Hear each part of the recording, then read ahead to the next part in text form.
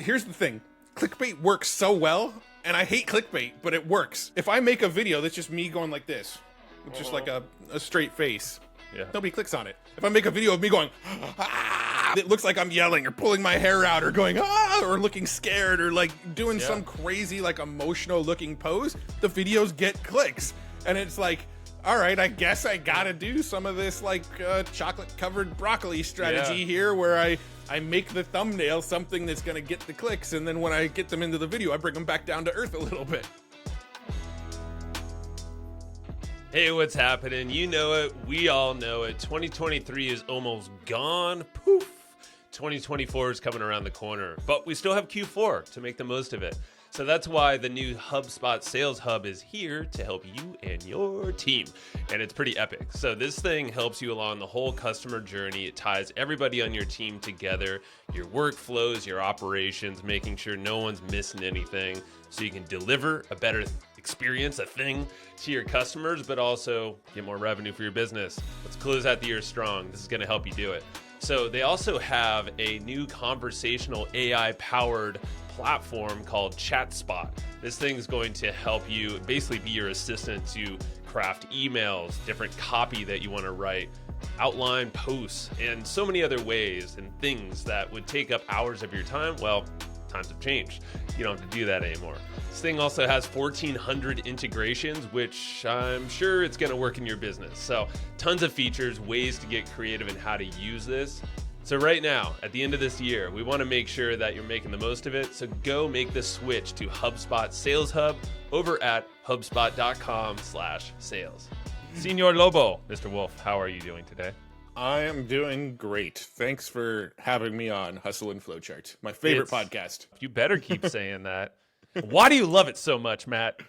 Because I came up with the name. No. You did. In the shower, I believe, too, right? Yeah. No, it's awesome because it talks about all the latest happenings in marketing and tech and AI. At least this show we are. Jeez, Yeah. you haven't been listening, huh? We'll see. We've completely We'll see. pivoted to underwater basket weaving and all sorts of all the leaders in that space. But I've been paying attention. I saw Bacon Wrap Brad was on. That's right. We didn't call it that, but you're right. Or the bacon wrapped hustle. Was that what we used to call it with him? With Mr. I Costanzo? think so. Bacon Wrapped Hustle. Something like that. I don't know. Yeah. Hustle and Bacon. Hustle and bacon. Hustle and Sizzle Bacon's and not a bad name either. I like that. New podcast. Here we go. All right. Yeah. So this episode, for anyone that's new here, this man is a brother from another mother, and I won't name her, but it's getting weird already. I love it. It's been too long. This is my boy, Matt Wolfe, was the co-host for many years here on the Hustle and Flowchart podcast. And now he's gone off to live with the robots and wear a lot of Hawaiian shirts in his YouTube video thumbnails. In my thumbnails. It's true. I've seen this. Yeah, you don't have. I don't think you own a single one in real life. Yeah, Maybe I you do. It's the pineapple one, and we Oh. bought it because we went to like a Hawaiian themed event when we went to a conference one year. You bought a pineapple or a flamingo shirt or something as well. Yeah. They're like I don't know. Mine was like the worst Hawaiian shirt that I've ever seen. It's long gone, but There is yes. a reason I wear Hawaiian shirts in those thumbnails, and it's just because I tried to make my thumbnails as colorful as possible, and Hawaiian shirts tend to be they pop. They tend to work. Yes. In all reality, we have black shirts. I know I'm always Derek wearing is- black or gray. Nothing's changed here with me either. So yeah, this is our form of the random show. If you've ever watched any of these with Tim Ferriss and Mr. Kevin Rose, those guys were, I don't know if they're ever business partners, like they're investors together and stuff. I know. Yeah, I think they've invested in stuff together, but Yeah. Kevin Rose originally created Dig, and then he went and worked for Google, and now he's like an NFT guy and talks a lot about crypto and NFTs.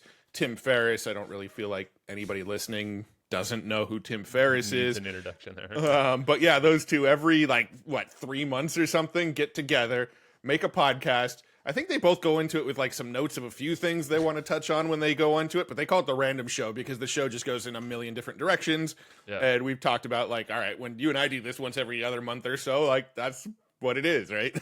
Basically. So this is us without the notes, but you know, there's always a lot of things that we're doing not together so much, but I know, I mean, Matt, you're publishing something almost daily. I don't know how many times on YouTube now. Maybe it's what, 2-3 times a week, something like that. Yeah, so I was publishing every single day when I first started the YouTube channel, and then I backed it off to like 4 a week, and then it dropped to 3 a week, and then the month of August, it's actually averaging 2 a week. I've only actually dropped 6 videos total in August, but I'm starting to ramp it back up again. The only reason I dropped less videos was because I was at a bunch of different conferences this month. But yeah, I am sort of bringing it back up to where I'm going to be publishing 3 to 4 a week again. Nice. Yeah. So you've been busy. If you've not checked out Matt yet, go look up his name on YouTube. It's pretty easy to find. So look for the robot looking dude. And no, I genuinely, your videos are the best in the space, and that's been told to me by many other people in the AI space who've been in it for many a years too. So you're doing something right there, bro. Well, thank you for that. Yeah. Yeah. I mean, I'm still my own worst critic, right? So every time I publish a video, I'm just like, this video sucked, but here it goes anyway. And then people are like, that was the best video you've made. I'm like, okay, if you say so. Okie dokie. You think so? Yeah. Let's be honest, the creator. Yes, it's tough. It's tough to hit publish, but you just got to do it anyway and say, F it, let's go. For sure. So this episode, we're doing these like every few months or so, a couple months. And I don't know, we chatted about it exactly last time, but I know it was AI related. It probably always will be to a pretty good extent.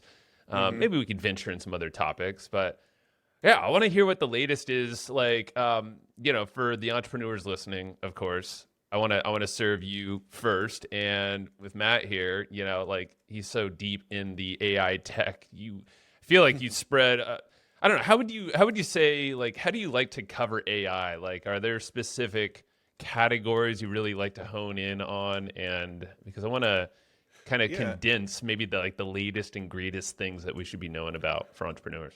The most people who watch my YouTube channel, I think, know me for is like the AI news videos that I put out every Friday.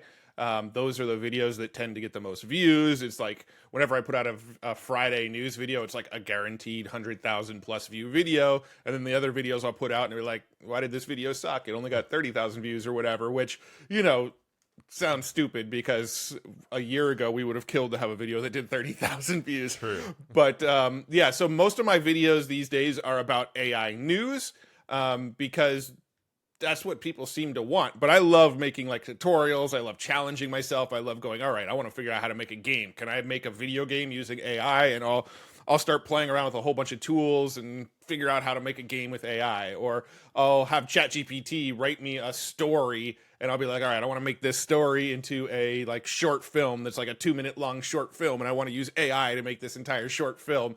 Can I do it? And I'll just record the process. And so I like to challenge myself. I like to make tutorials, and I like to do news videos. And those are really like the big 3. I am talking to a script writer right now about doing some more like narrative style videos where he writes a script for me. I narrate the whole video, and then I go and either generate B-roll with AI or I find relevant B-roll. So we're going to experiment with a couple videos like that coming up soon. I mean, just anything AI related, I'm experimenting, right? I feel like YouTube is just a constant experimentation of, all right, let's make a video like this. Do people resonate? Nope. Okay, go back to what I was doing. Let's make a video like this. Did that one work? Ooh, people seem to like this one a little bit. Let's try another one. It worked the first time, but not the second time. All right, go back to what I was doing, right? So it feels like this constant, like, all right, I'm going to dip my toe in this water over here. All right, that didn't work. Let's go make more videos that worked. All right, let's dip our toes again. All right, that didn't work. Let's go make more of what worked. So it's just a constant experiment, really. So yeah, the news thing obviously is working. So you're going deeper on that, or at least continuing on that. Like how do you test, like when you're dipping your toes, what are the metrics that you're looking at YouTube? Obviously views are probably one of the biggest, but like what are some of these things that tell you if it's a good test or not? And like, should I actually go deeper on this thing? Yeah, I like to see videos that actually generate new subscribers as well, right? So like, views are important, but I get less hung up on the views than I used to, right? Like I want to see a video that gets a decent watch time, right? I might get a video that only has 30, 40,000 views on it, but the watch time, they watch 75% of it, and I got, I got 100 new subscribers from that one video within the first 2 hours of it going live. All right, that was a successful video. I sort of got more people to gravitate and press the subscribe button on my channel. I definitely care about views less than I used to, because I do know that certain videos just aren't going to resonate with everybody, right? Like yesterday, I made a video all about Midjourney, and a new feature that they just rolled out called in painting.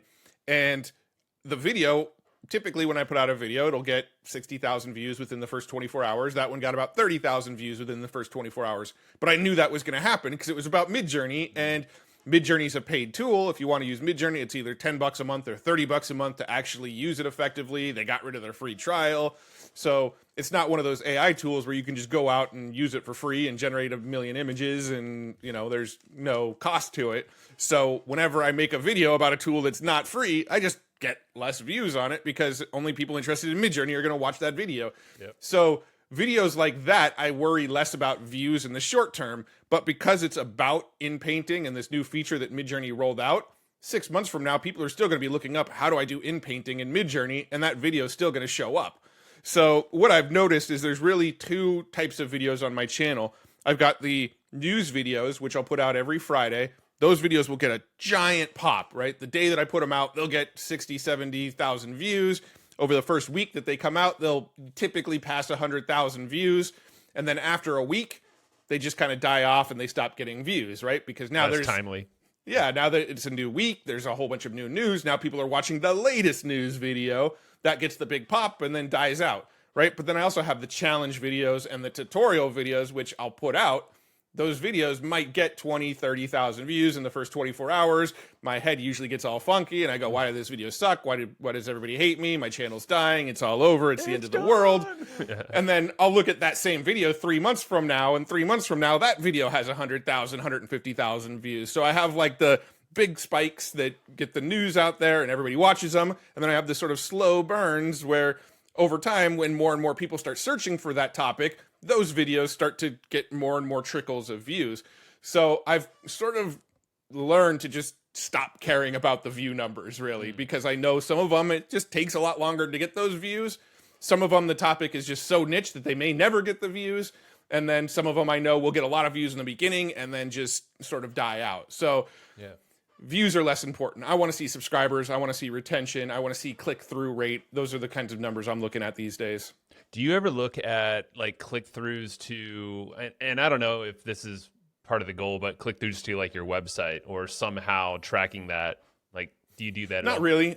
So like my business model has obviously changed a lot over the years where my income is earned based on views now, right? I get AdSense revenue, so YouTube pays me just based on the amount of views the video gets because of the amount of ads that are shown. And then I'd say about 50% of my videos these days are sponsored as well, right? So like and the sponsors I negotiate with a price up front, so it's not even view dependent. You know, I always want to do as good as possible for my sponsors. I want to make sure that when I make a video for a sponsor, it's one that's gonna get a lot of views over time and really support them. But you know, it's really based on that. So I do have the Future Tools website. I do want people to click back to the website, but that's not my main goal. My main goal is to, get the views, get the subscribers, keep them on YouTube, because that's where the majority of my money is made. With Future Tools, most of the traffic from Future Tools still to this day comes from Google search and not from people finding out about it from the YouTube channel. Yeah. And I'm sure you have a hell of a lot of people linking back as referrals to Future Tools for whatever assortment of the thousands of tools that are on there. And with Google, I think you even mentioned it last time we did a podcast where certain tools on there, the Future Tools website will rank above the tool itself, right? Well, we have a lot of history in that with the affiliate game back in the day, Yeah, so a lot of times people will do a search for the tool and it'll be like the actual website and then Future Tools, or Future Tools and then the actual website. So Future Tools is starting to rank for a lot of that stuff. So I would actually say the website drives more people to YouTube than YouTube drives to the website. Interesting. I like it. Yeah, I haven't thought about it that way, but that makes sense because it's like, okay, someone finds the tool for whatever reason, however they got there, but most likely from a search or a link over. And they want to go deeper now. They want to know how to use these tools or maybe hook it up into like a a system or a bigger thing. Like, how does this thing play with the greater world of AI these days, which is what you're reporting on? I like the idea going back to the YouTube channel, your strategy with videos, because I imagine a lot of people can probably think this way, starting a new YouTube channel or diving deeper into the one they already have, is create something timely. Those are things that can kind of newsjack a little bit, ride the trends and whatever's happening in the world. And you can do some crazy crap to get that attention, however you got to do it. And then you have the evergreen approach, which is more like the tool name, the brand name, the big thing that someone is going to, like a resource that someone will refer to later on, years down the line, or even months. Yeah, or like a tutorial, right? Like how to train your face into AI images, right? That kind of stuff people are going to be searching for months and months from now, right? Because they see thumbnails like mine, they see, PowerPoint slides floating around or webinars or whatever, and people have like AI cartoon images of themselves with their face in it. People are constantly going to be searching for that months and months and months from now, right? Like I published a video about how to train your face into the AI. That was one of the first videos I ever put on my channel when my channel started to actually get some traction.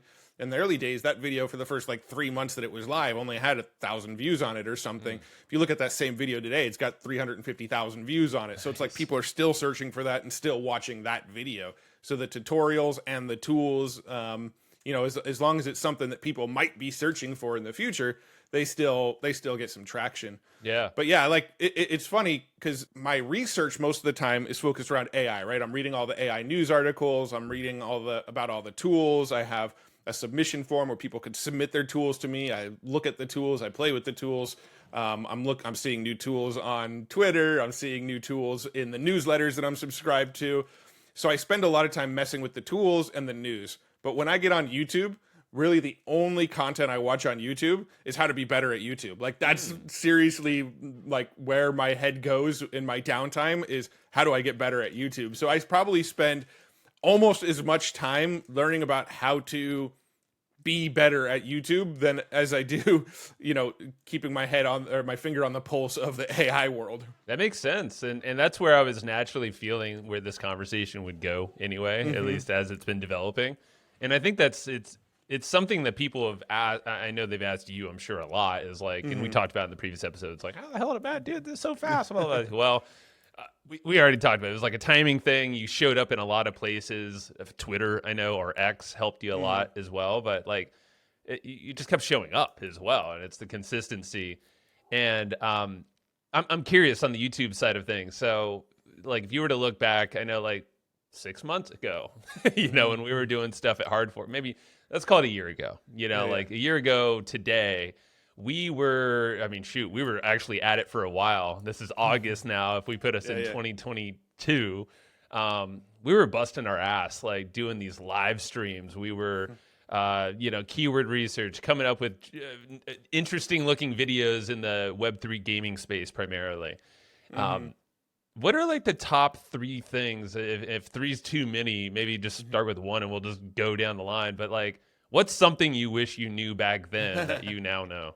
Right now, when it comes to YouTube, there's really 3 things that you need to focus on to have a video that does well, right? And it's pretty well documented now. If you look up any YouTube channel about how to grow on YouTube, these 3 things are the 3 things that are going to come up. Title, thumbnail, hook. Right? I heard that before, Matt. What the hell? It's true, though. The cliche advice is usually cliche for a reason, right? But the title, the thumbnail, and the hook are really what it's all about. And when you look at something like Hard Fork, I think we didn't really put focus on any one of those, really, right? Maybe a little bit the hook, because we would make a video where we would do sort of a cold open and do something silly to try to grab attention in the first few minutes of the video. I think we were fairly decent at doing that. But, our titles and thumbnails would just be maybe a bunch of images of, product names. And the title might be HFG Live, LFG, with a whole bunch of company names listed after it, right? Yeah. There's no real reason to watch that unless you're specifically looking for HFG Live, right? Nobody's gonna look for that. So if we were to do titles back then, that, and we know this about email, But we don't tend to do it with we didn't tend to do it with our titles, right? Like we know it with email. If we write an email that's sort of ambiguous, you write a subject line in your email that's like, oh my God, this is going to change the world, right? And that's your subject line. People are like, what's going to change the world? I need to know what he's talking, what the hell, well, I need to know more, right? And then you open the email and then you start reading the email, and the email's like, there's one simple trick that I've learned, and I've practiced this over the last 5 years, and every single time I've done it, it's gotten more and more and more effective. And the most recent time I did it, it just blew my mind because I 10x the results I got the last time. Click this link to find out what I'm talking about. People are like, I need to click that freaking link, right?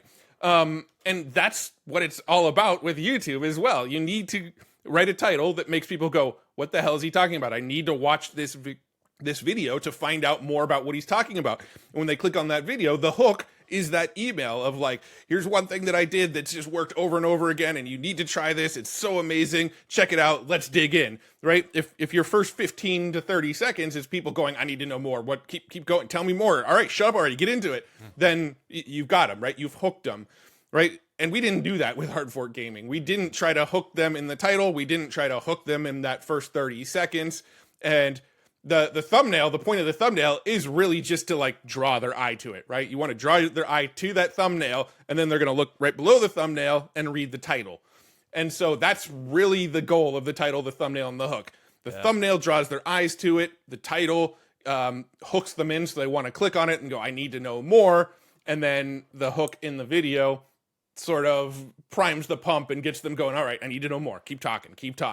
And that's the goal. And there's a really, really, really good Colin and Samir episode that just came out like last week. I highly, highly recommend it, where they interview Ali Abdaal. And Ali Abdaal actually said that every piece of content he makes is a list. He's like, I may not title every video like 7 productivity habits to like cut your day in half. I might give it a sort of catchy title that draws you in, but every video I make is just a list. So he says that every video needs a title, a thumbnail, and a list. And that sort of really simplified the process for me of YouTube videos, because even a tutorial video is a list. Step 1, step 2, step 3, step 4, step 5. Here's the list of steps to do this tutorial. Every news video I do is a list. Here's the 15 things that you need to know about this week. So it's just a list of news items. Every single challenge I do is a list. Here's the things I'm going to achieve. Here's the steps I'm taking to do them, right? So if you just think of every piece of content as a list, or maybe even multiple lists, like here's the list of what I'm trying to accomplish. Here's the list of steps I'm going to take. Here's the list of results I got. That's 3 lists in one video. But every video, if you break it down into this is just a listicle video, it sort of simplifies that process in your mind. It does. And I would imagine, even if you don't know what the hook is, if you have that list and you start listing out things, you could probably pretty quickly come up with like, what is that hook? Like, what's the big idea? Like, why is this important? I'm sure you can get some help from our friends in AI land, ChatGPT, Claude, or whoever. But yeah, I like that whole reframe of listing things out, because we can all do that. We can brain dump what is the thing that we want to educate or teach on, or what we just find exciting. And then just like literally probably just capture your excitement, about that list. And I don't know, would you record that? And I don't know, when you come up with the hook, because it's always been said in like copywriting, that's the most difficult thing. What's the big idea? Yeah. What's the thing? Like, do you write that before? Do you write it after? What's your process there? It depends, right? It's like, so the news videos, not really, right? The news videos is just kind of like, here's all the news this week. And then I have like a sort of rotating set of titles that seem to work with my news videos. Usually it's something to the effect of, here's the AI news you missed this week, or I bet you didn't hear about this AI news, or... I'll read some for you, actually. AI's most insane week. Things will never be the same. Shoot. Actually, I'm like, see, this is interesting. That was actually on your most popular videos, like your third most popular. I sorted them wrong. I have all your like most popular. The news ones aren't up there. But yeah, that's one of them. I just had. Yeah, and see, that's actually proving my point too, because the majority of the ones that are up there are tutorial videos, if you look at them. And the tutorial videos are always slow burns, right? Like one of the ones is like how to make a logo with Midjourney. Like I'm not looking at them right now. I just know that one's up there somewhere. Yeah. And the how to make a logo with Midjourney, that video bombed when I first released it. I put that Really? video out and it was like, all right, it got 40,000 views in the first 2 days. Why does this video suck? And then that was that slow burn where people started searching, make a logo with Midjourney. And over time, it got more and more and more views because people kept on searching for it. And dude, that video is now, just to tell everyone else, because I'm looking at it, it's at 835,000 views currently. That was published 6 months ago, like you said. Yeah, So it took time. that's a slow burner video because it's a tutorial video. The tutorials are just that. I like making the tutorial videos, but I always get bummed out when I first release them because they don't always perform right away. But those ones are like, once they become part of the catalog over time, they keep on getting views and they keep on working. Yep. Right. But like the news videos, like I do have a playlist on there about like it's just like AI news. And most of the time it's like, here's the news you missed this week. Here's the AI updates that you probably missed. I like to say, here's what you missed, right? It's always got something around like this stuff you probably missed to let them know that like, yeah, you probably heard some AI news, but you didn't hear all of it. Yeah. I like it. So like my hook for the AI news is sort of preset. I probably should experiment with some different hooks to see if I can get one to work better, but those tend to be pretty reliable. When it comes to tutorials and challenges, I always try to come up with the hook before I even make the video. You know, like I made this game with AI with no experience, right? Like that's kind of the hook that I came up with. And then I went, all right, let's see if I can make a game without experience. Yeah. I actually have my little like remarkable tablet here with like lists of hooks for videos that I want to make. But so many of the lists, I don't know how to make them yet. I'm like, all right, here's a hook for a video. I got to figure out how to make this video, and then eventually I'll make it. But I have like all sorts of ideas for videos I'd like to make. I have to learn how to do them before I can even make them. Interesting. That's fascinating, actually. It reminds me of Mr. Beast a little bit because he always lists these different topics of videos out. Like he has like a Google Doc of thousands of ideas of videos, and it's kind of similar sounding. It's like he's not making all those videos, but yeah. Okay, what do you got there? I was going to see if I can pull some up here so I can give you an idea of some of the videos that I have in mind of creating. We can crowdsource how to make some of this. Maybe we'll get some feedback from people. Yeah, I made a game in Unreal Engine using AI tools. I made a better short film. Some of these are just like ideas; they're not like the actual title. I made an AI song go viral. That's good. That's cool. Let's see. I want to make a video about a Nerf with a big location. Like if you're not familiar with a Nerf, it's like a 3D scene that was generated by a whole bunch of images. I want to go to like a location. Like I want to go to like Petco Park and fly my drone around Petco Park and turn the shots that I get from the drone into a 3D Nerf, right? Yeah. So those are some of the ideas I have in here. You know, these are the best mobile AI apps. Testing different AI money-making ideas. One of the videos is WTF is SIGGRAPH. That's a video I need to make because I filmed a whole bunch of footage over at SIGGRAPH and haven't done anything with it yet. Well, see, that's a brand name that you can leverage. Like that's one of those that, you know, thousands of people are at and have been before and will in the future. So it's kind of okay, let's establish that video. Yeah, that's like one of those videos. If I make it next year when SIGGRAPH is getting close again and people are like, I keep hearing SIGGRAPH, what the fuck is SIGGRAPH? You know, they'll go and search that and they'll find a video called WTF is SIGGRAPH. You just call it straight out. You're like, what up? I'm here. I'll tell you. Yeah. That's cool. Big announcement here. The Hustle and Flowchart podcast is now the newest podcast on the HubSpot podcast network. They're the audio destination for business professionals. It's exactly why I joined the network, to expand what we've been doing here, making business the fuel for your life, not the stressor or the burnout. We want to build fun and make business a big part of who we are and our expression out to others. So you're going to expect a lot more curated guests and that sync up with this mission. Also more topics and episodes from me. And I want you to keep listening to the Hustle and Flowchart podcast. Go check out other shows on the HubSpot podcast network at hubspot.com/podcast network. All right, so the hooks, I get it now. All right, so you're developing most of those ahead of time. Sounds like all of them, really. You know, even the news side of things. Thumbnail. I want to talk about thumbnail, and I know you have videos on this stuff, so like we can point to those and all that. But what's your thought pattern with the thumbnails? Obviously, bright colors. You already mentioned that. Yeah, so the point of the thumbnail is to grab attention. It really depends on what the topic is about. The AI news videos, I've sort of gotten into this like theme of trying to make myself look like some sort of like AI newscaster holding a microphone with some sort of colorful background behind me. Those videos have kind of become consistent. There's this thing where it's like, once people know you and they know you for a certain type of video, they're kind of looking for that thumbnail to sort of recognize you, right? So the AI news videos, I try to keep a semi-consistent look to the thumbnails so that people go, oh yeah, I like watching this video every week. When it comes to some of the other videos, I mean, mostly my goal is make it bright, make it colorful, make it pop, use AI to do it because it's sort of meta, right? Like I used AI to generate my thumbnails and it's a channel all about AI.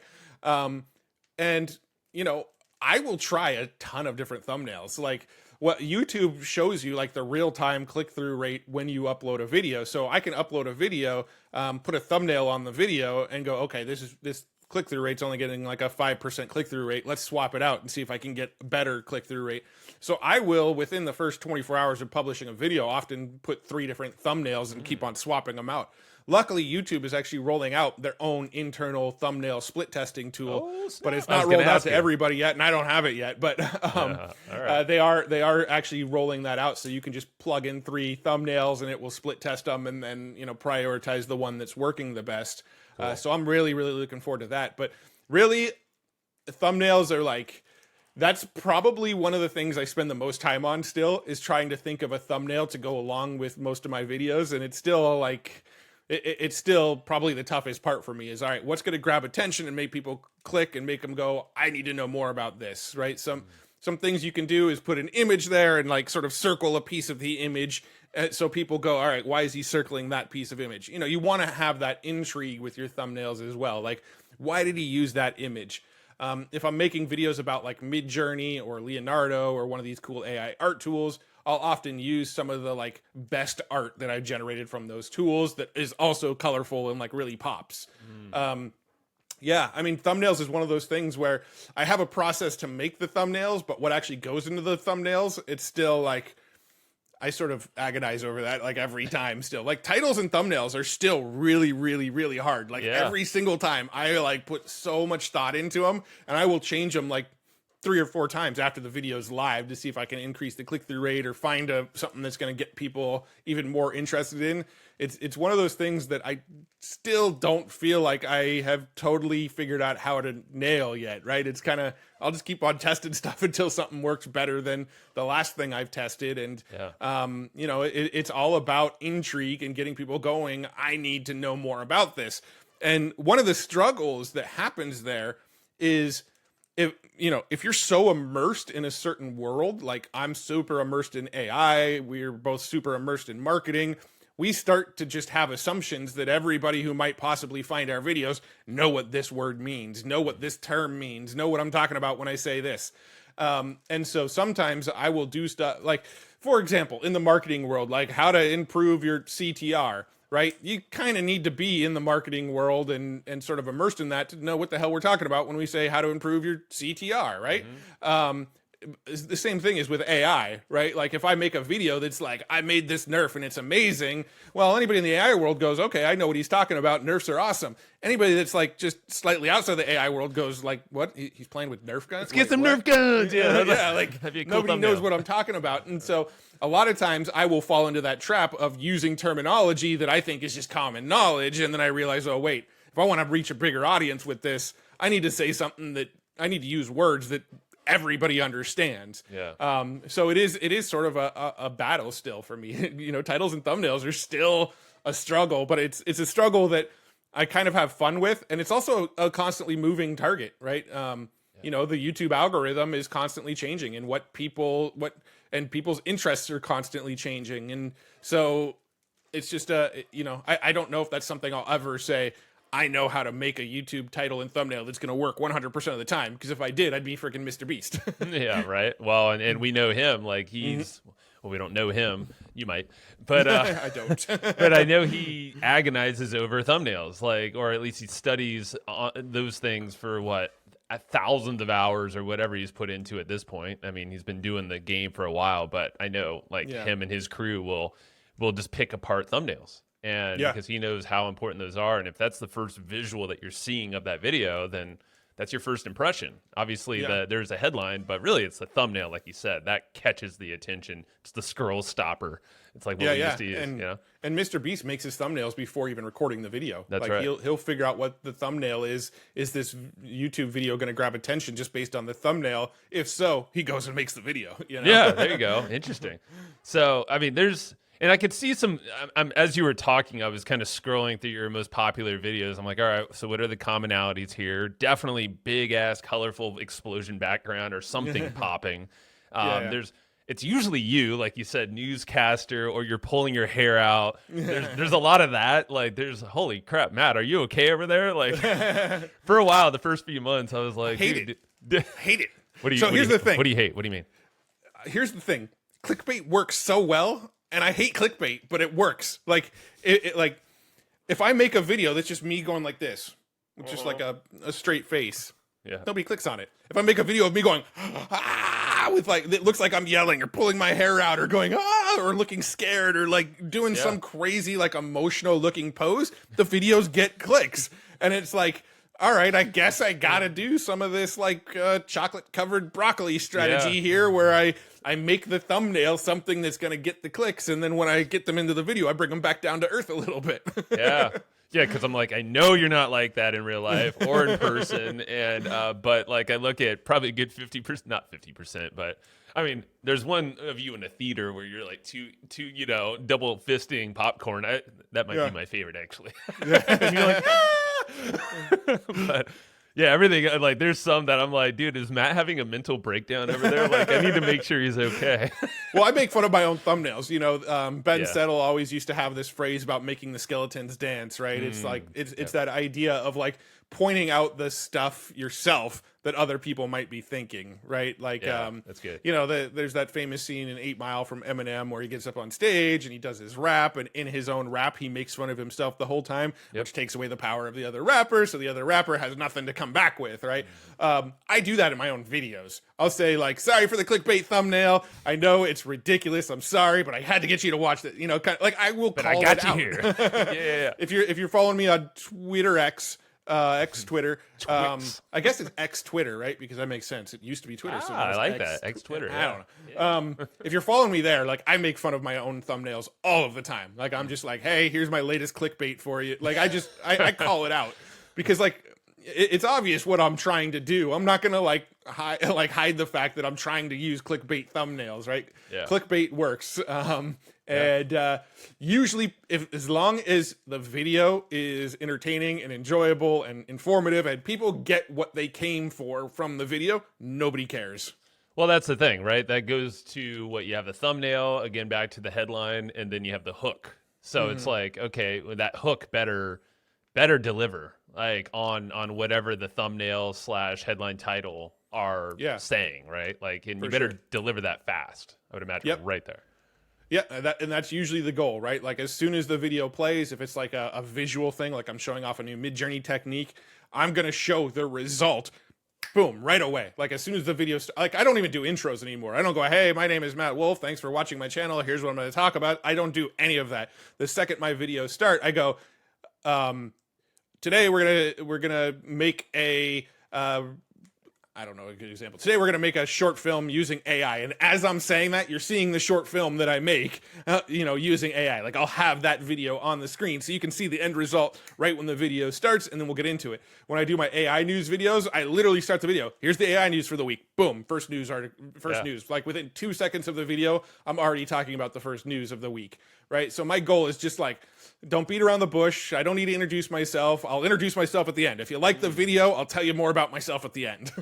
See, that's so interesting. And I'm thinking back to all those videos we were doing at Hard Fork. And honestly, for years prior to that, it was always like, we got to tell who we are. You know, we need to establish credibility, authority, blah, blah, blah, you know. And it's like, really, at the end of the day, especially YouTube, it's like, short attention spans. They want information now. You have a million choices. You are not the only one. Like if you go and watch YouTube videos, and I spend a lot of time watching YouTube videos, a lot of time, like, and most of the time I'm like analyzing them. And if I click away from a video, I'm usually like, why did I click away from that? If I sit and make it through the end of a video, I'm sitting there going, all right, what made me watch to the end of the video?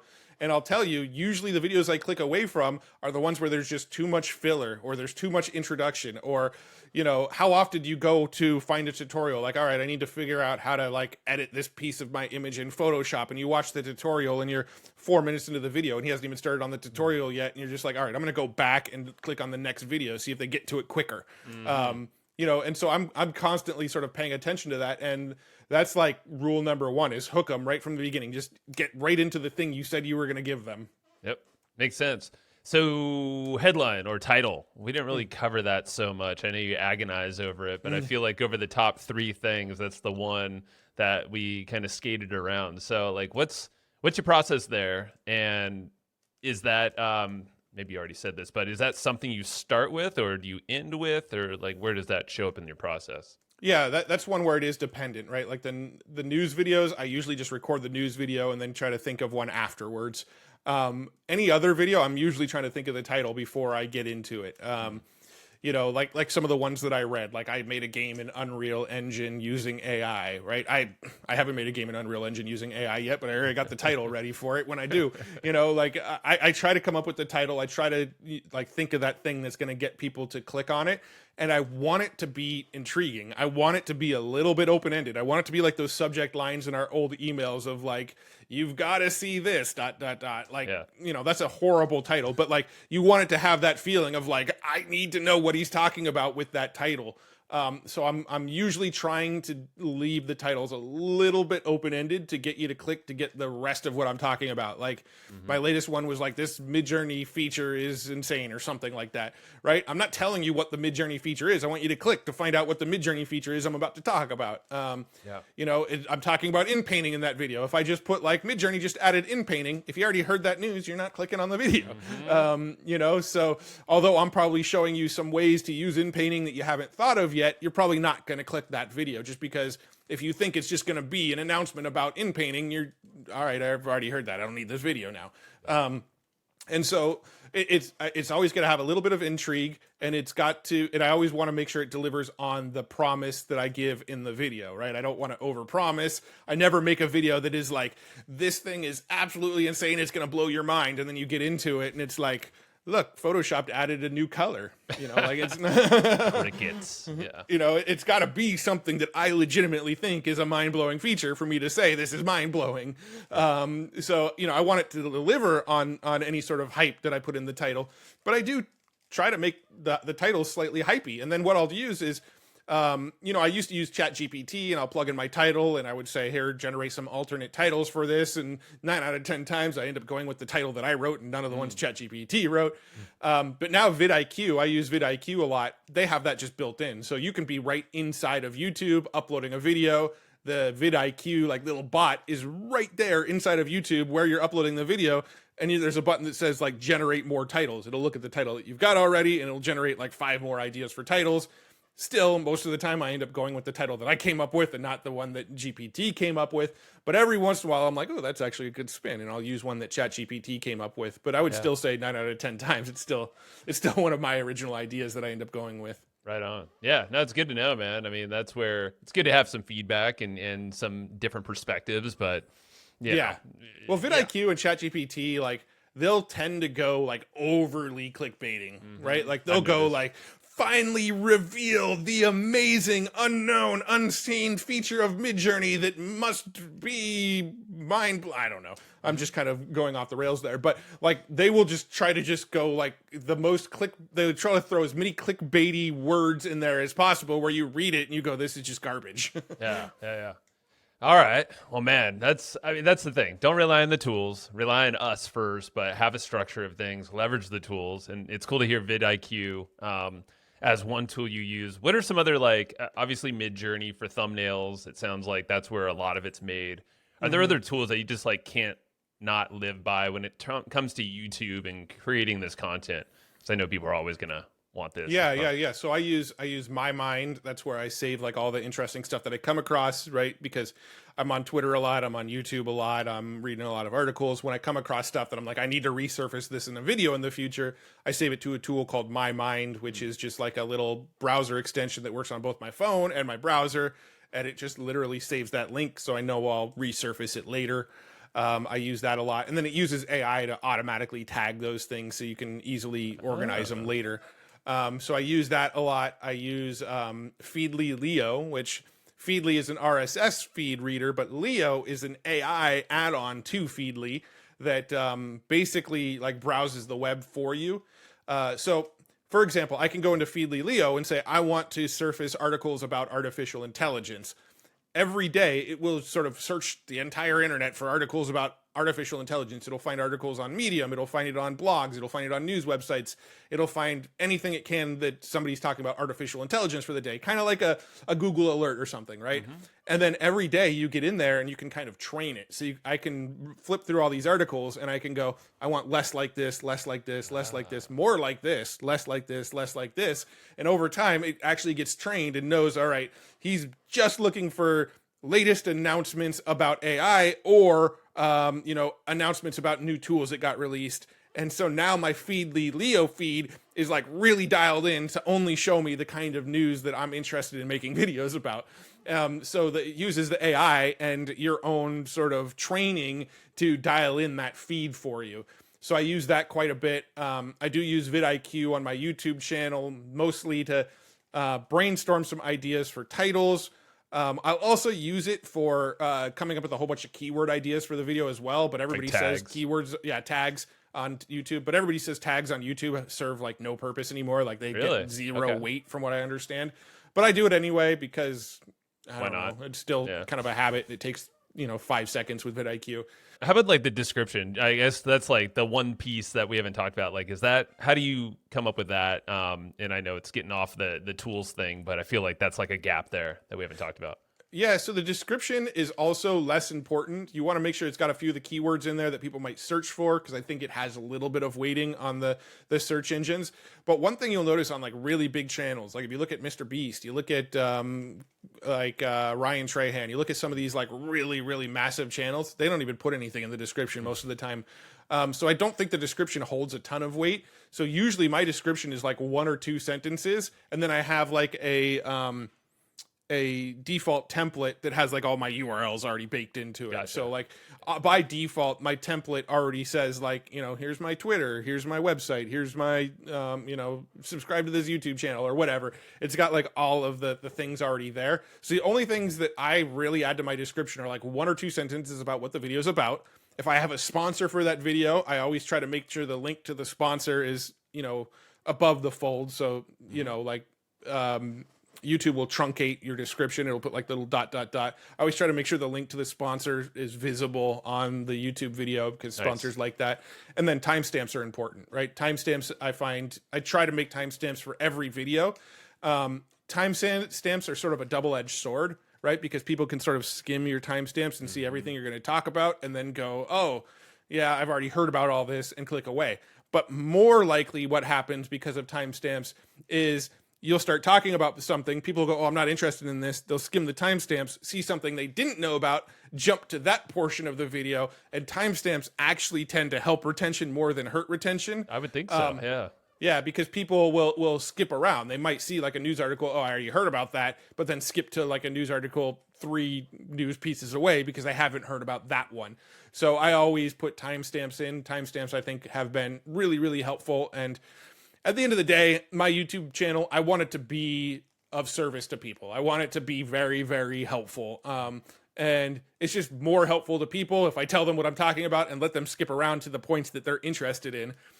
So I think that if you just do only one thing in your description and nothing else, put timestamps. Timestamps. Yeah, makes sense. All right, so thanks for closing that loop because that was like the one thing I forgot to ask about. But back to tools, like the ones that you already named are great, and I have not been using them. So thanks for sharing those. What other resources are just like the things that you really need when it comes to creating YouTube content? Yeah, so we already mentioned Midjourney. Leonardo is another AI tool that I like a lot. I use it a lot. It uses Stable Diffusion under the hood, but they have their own sort of pipelines to improve the image quality. You can actually train your own images and stuff into it and make more images that look like you and make more images that look like a certain style. So it's a really, really powerful one, a lot more powerful than Midjourney, but Midjourney has kind of like a style to it that, you know, people like an aesthetic style that people just really like. So I like to use Midjourney. I like to use Leonardo. I also use a locally installed version of Stable Diffusion, which, you know, because it's locally installed, I can add all sorts of plugins and upgrades to it and just do all sorts of insane stuff. But that's sort of getting into more like advanced level, advanced level stuff. I use ChatGPT quite a bit. Lately, I've actually been using Claude more than ChatGPT. Same because Claude has this large context window where you can paste in large chunks of text up to like 75,000 words and get it to like summarize it for you. So I don't know if I should be saying this, but when I do my news videos, what I'll do is I'll have like, all right, here's the 10 news articles that I'm going to talk about. I will copy and paste that entire article, pull it over to Claude, not even read the whole article and be like, summarize this into bullet points. And then when I'm actually saying the news, I'm just reading the bullets off of Claude so that I don't have to give you the whole thing. Thank you for sharing that, because I literally use Claude for anything summarization now. Like if it's transcription from a podcast, a call, a coaching call, any news, distilling a book in some cases. Like, let's be honest, it's a way to shortcut things. You could prompt it on exactly what you want it to summarize for you, and then like rearrange it in a way. It's like it's short. That's why AI is so effing amazing. It's like I love it for the summarization and automating a lot of things that honestly are just going to save us all time, and it produces better quality, and it's a win-win for everybody. Yeah, so you have ChatGPT, you have Claude, and you have Perplexity, right? Those are the three like sort of chat models that I tend to use the most, right? Perplexity is great for research, right? Because you can search like ChatGPT for a small window of time actually had internet access where you can actually search something and it would actually search the web and pull in new details from the web. And then they decided, hey, we're going to remove that. We'll bring it back eventually, but it's been months and months now since it's been gone. And the reason they got rid of it was because it was finding ways to get around paywalls, right? So if you found a paywalled piece of content, you could say, summarize this. It would summarize it even if it was behind a paywall. And so it was sort of screwing with other sites' terms and conditions, and they didn't want to get into legal hot water. That's why they took it away. Perplexity, on the other hand, it will still search the internet for you. So if you're trying to do research on a topic or, one thing that's really cool, although Amazon is rolling this in now, but you can go to like an Amazon website, find a product that you're interested in buying, go open up the Perplexity plugin in Chrome and say, summarize the reviews for me. And it'll just give you like an overall feel of the reviews and what most people are saying. You know, so it'll do stuff like that where it'll actually browse the web. So if you want web browsing, Perplexity is where it's at. If you want to summarize long content, Claude is where it's at. And then ChatGPT, if you want to do more complex stuff, like their code interpreter is freaking amazing, where you can add like, you could take 3 images, put them all into code interpreter and say, make a video that sort of merges these 3 videos together, or these 3 images together. And it will actually like make a little merging video for you.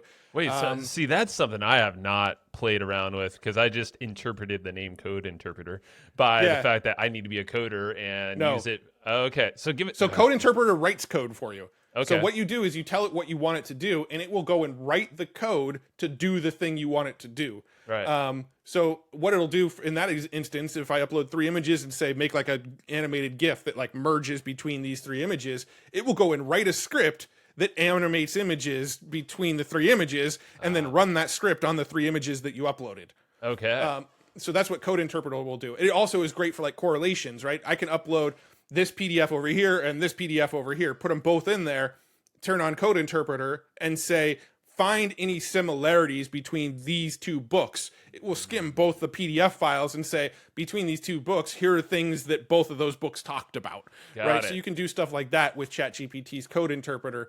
It's really, really powerful. Wow. So no kidding. there's use cases for all 3. Yeah.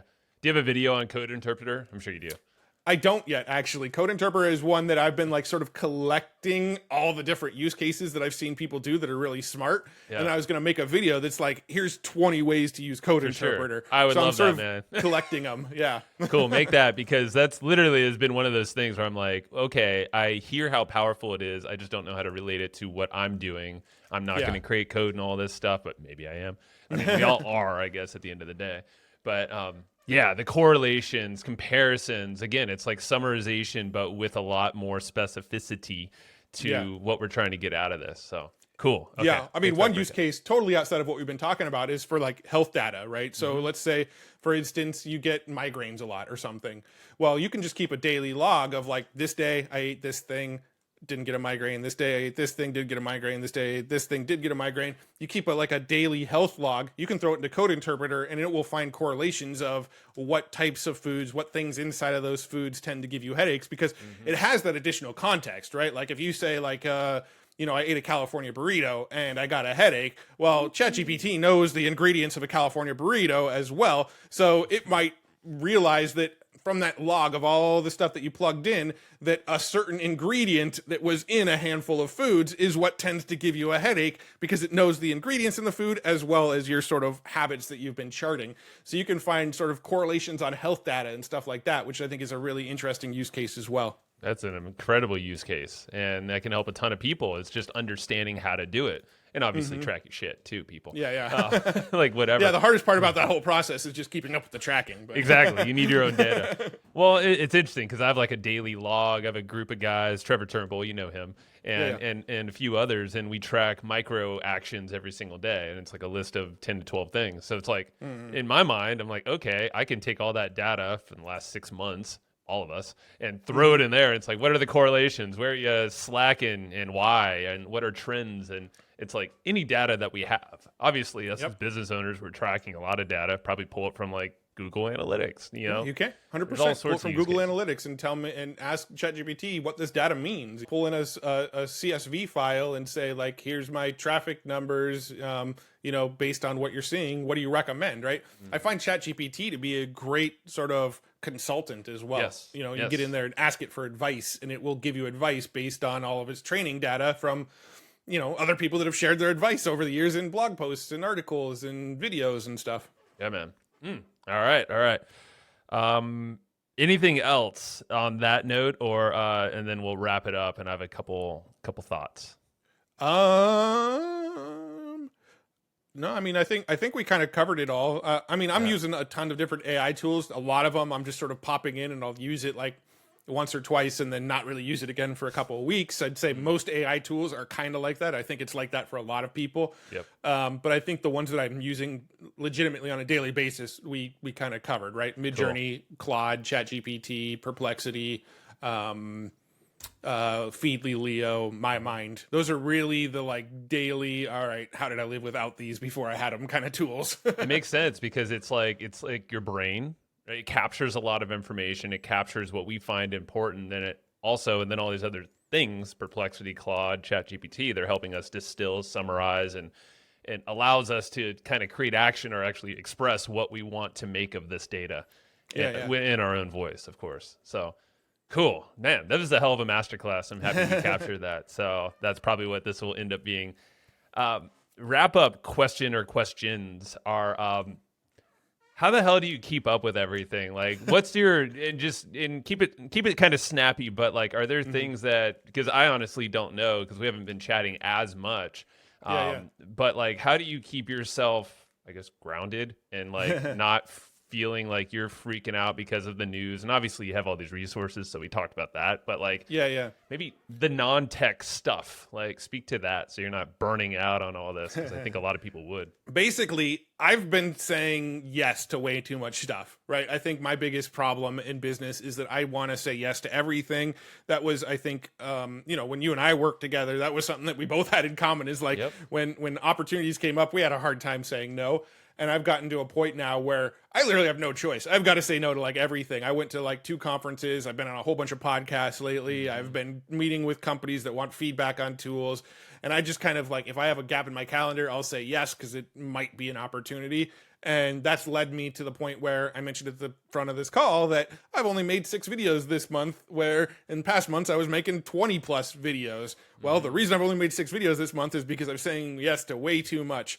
And going back to like, James Schramko, effective hourly rate. My effective hourly rate when I jump on phone calls, plummets, right? So, speaking to the personal stuff, I just personally need to stay focused on creating content and research. And for me, research looks like checking in on Feedly Leo every day, reading the handful of AI newsletters that I'm subscribed to. And then I like to create Twitter lists. So I have lists of people that share really cool stuff in the AI space, and I just follow lists. I don't even read my home feed on Twitter anymore. I just look at my AI list and see what everybody's talking about in the AI space. I do those 3 things every single morning, whether I'm traveling, whether I'm at home. Check the newsletters, check my Feedly, check my AI lists. And by doing that every day for an hour to 2 hours a day, I feel like, all right, I am immersed. I know what's going on. I've got the lay of the land. I'm good. So I feel like as long as I'm doing those 3 things and making content on a fairly consistent basis, I'm in a good place. But when I start to load up my weeks with calls, when I start to agree to go to events and speak on one panel that turns into 3 panels and all of that kind of stuff, now all of a sudden I start to go, all right, my effective hourly rate is dropping like a rock, and I need to get back to just doing the stuff that I know is important to me. Yep. And that's kind of been my process now, is figuring out how to shave off more of the yeses. And, saying no to more stuff means saying yes to creating content. It's saying yes to you. Yeah. And the boring work, it's like Alex Hormozy talks about. It's like the boring work. It's like do the thing that's honestly the boring thing that's working, and just go deeper, go deeper. Yeah, go deeper. exactly. Yeah. And thank you for saying yes to this. I caught you before you got really busy on a bunch of calls. But hey, there's always still exceptions in this world. I'm never going to say like there's no room for exceptions ever. Of course. Well, dude, this is this is fascinating. It was cool to go deep dive on the YouTube side, because we haven't been able to do that. It's always been kind of AI focused primarily. Yeah. Obviously, this is too. So I'll give a little shout out again for you. Is obviously go check out Matt on YouTube. Pretty apparent why and how to find him. So everything will be linked in the show notes as always. Check him out on X as well. That's just what. Shoot, is it Matt Wolfe or I forget? It's still Mr. E-Flow. Mr. E-Flow. Mr. E-Flow. No. Mr. E. So, anything else, Matt, before we wrap this one up? No. We've covered everything that I think we wanted to cover, seeing as how we had no plan of what we planned to cover. We had a big outline for this episode. Yeah, I think the plan going in was fulfilled. Thanks for having me on again. Of course. Still love all the Hustle and Flowchart listeners, and excited to continue to be a part of the show, at least in a smaller form these days. So, appreciate doing you, man. it. And I'm digging it, and I'm digging the kinds of guests you're having on, and can't wait to see where you take it next. There's places it's moving. I have some things in the works I've not shared yet. So, but thank you very much, dude. And I know people have missed you, but they're following along and they know where to get you. So, we'll keep doing these little random shows every now and then. So, thank you, brother man, and we'll do it soon. Sounds good.